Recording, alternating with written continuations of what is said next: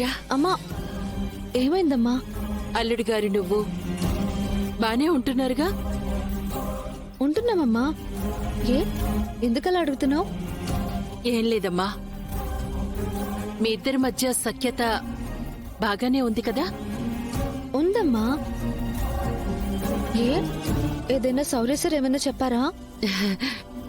చెప్పలేదమ్మా, కానీ ఏదో ఉందని నాకు అనిపిస్తుంది. అలాంటిదేమైనా ఉంటే నాకు చెప్పు.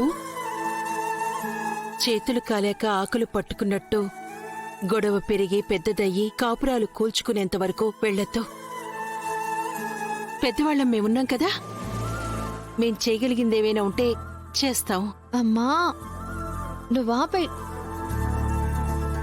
నువ్వు అనుకుంటున్నట్టు మా ఇద్దరి మధ్య అంత తగాదాలు అగాధాలు ఏమీ లేవమ్మా. నువ్వు లోతుగా వెళ్ళి ఆలోచించకు.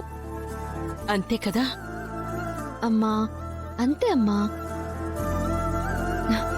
కష్టం నా చుట్టుపక్కలకి రాకుండా శౌర్య సార్ చూసుకుంటారు. నా కళ్ళల్లో నీళ్లు అస్సలైన చూడలేరమ్మా. తెలుసు కదా నీకు. తెలుసమ్మా, అందుకే కదా నేను మీ నాన్న ఇంటి దగ్గర అంత ధైర్యంగా ఉన్నాం. మరి ఇవన్నీ ఎందుకు అడుగుతున్నావు? తల్లిగా తెలుసుకోవడం నా బాధ్యతమ్మా. మీ బాధ్యతలేమో గాని అల్లుడు కూతురు మధ్య ఏ సమస్య లేకపోయినా ఏదో ఉందనుకుని ఏదేదో ఊహించుకుంటారు కదా. ఆ ఊహలే భార్యాభర్తల మధ్య సమస్యలు రావడానికి కారణమవుతాయి.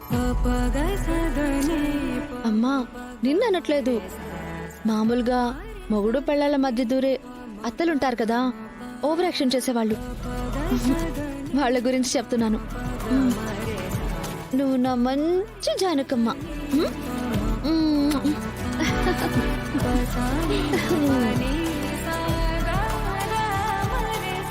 రామా, ఒకసారి సరే అమ్మా, వెళ్ళొస్తా.